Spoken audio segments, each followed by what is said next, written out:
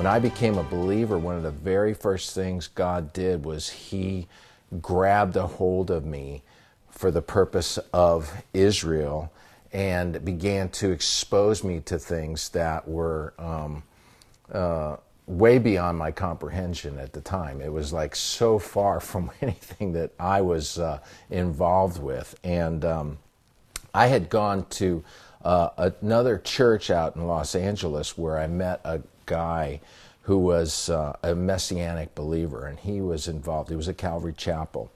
And over time, he and I had become really, really good friends. And God used him to speak to me several different times.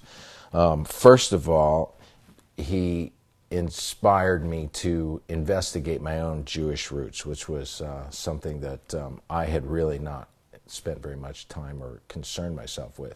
But because it was all happening simultaneously, it made a lot of sense that he would come and speak that to me, because I was already sort of on this track about Israel, and Israel was, it was burning in me. I couldn't get away from it, and the Jewish people, and I had remembered when I was a kid, my parents had taken me to see the movie Exodus. I was about 7 years old, and I was so impacted by the movie that when I came home, I played piano, and I went downstairs, and my parents still tell the story about hearing me play, or hearing the theme from the movie The Exodus coming from the basement, and they were completely blown away by the fact that here was this kid who just had seen this movie and was so inspired that he went down. The theme was just, it was coming exactly note for note.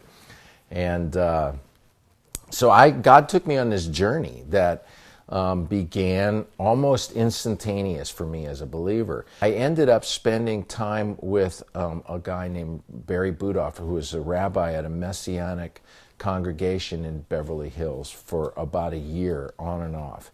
And I just started digging deeper and deeper and deeper. And that's when God really began to invest in me this whole idea of the Hebrew roots and returning to the Hebrew roots. And there was something way bigger and way more profound to it than what just meets the eye. And that was like early mid 80s. And I've been on that journey ever since. And I started teaching it, and I started investigating Christianity from a Hebraic perspective, and over time that became sort of the fire that burned in me, and it's a personal dynamic, and it's this: God has a house, and He has a way of doing things, and that house is built upon a foundation, and the foundation of that house is Abraham, Isaac, and Jacob.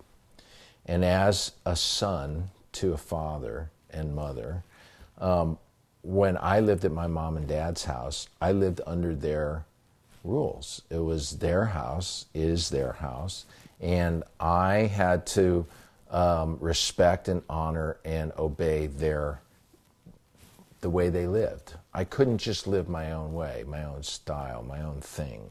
And when I left, I went off and did my own thing. I went and figured out what was my life and what was what I thought worked and what mattered to me.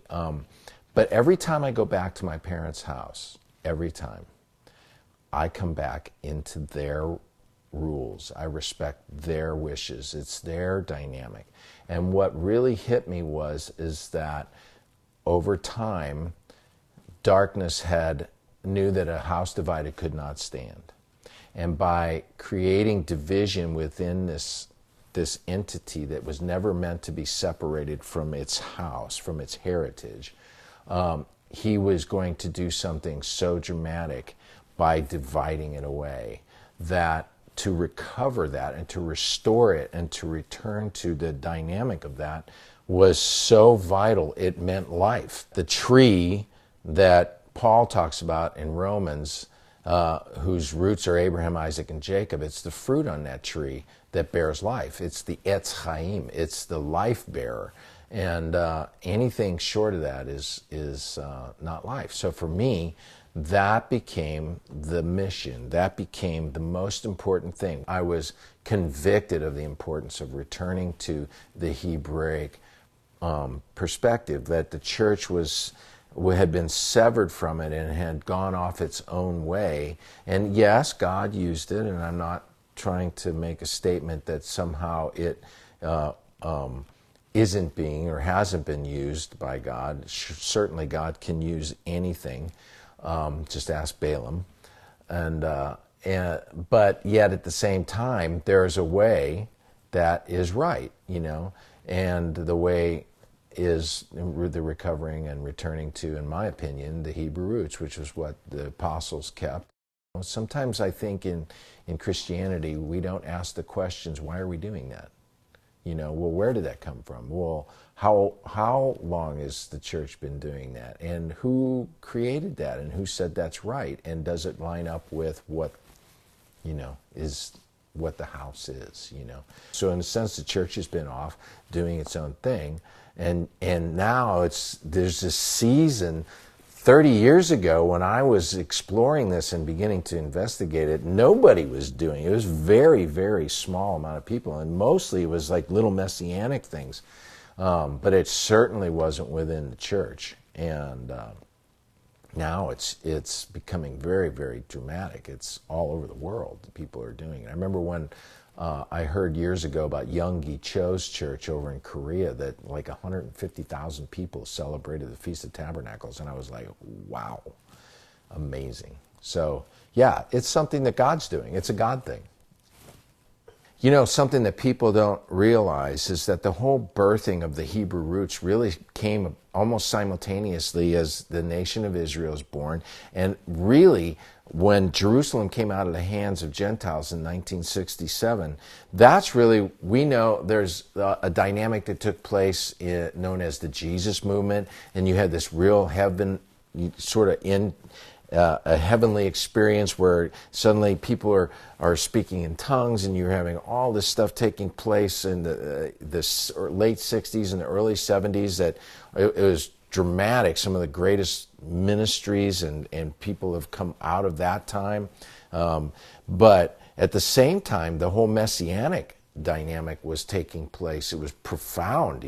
Suddenly more and more people were beginning to discover the Hebrew roots. Now, and even though it was sort of a droplets along the way, now you have something that's taking place worldwide. I constantly run into people who are going, Israel I just have this love for Israel and for the Jewish people, and I don't even know why. And I just, I know why.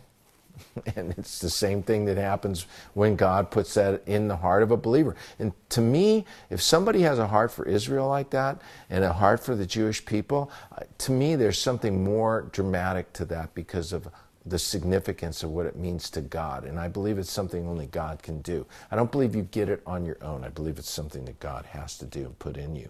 And it changes you, and it makes you sensitive to the dynamic of anti-Semitism. And it makes you sensitive to the importance of Israel and its existence. And it makes it dramatically important for the purpose of ushering in the return of Yeshua and the end of all things.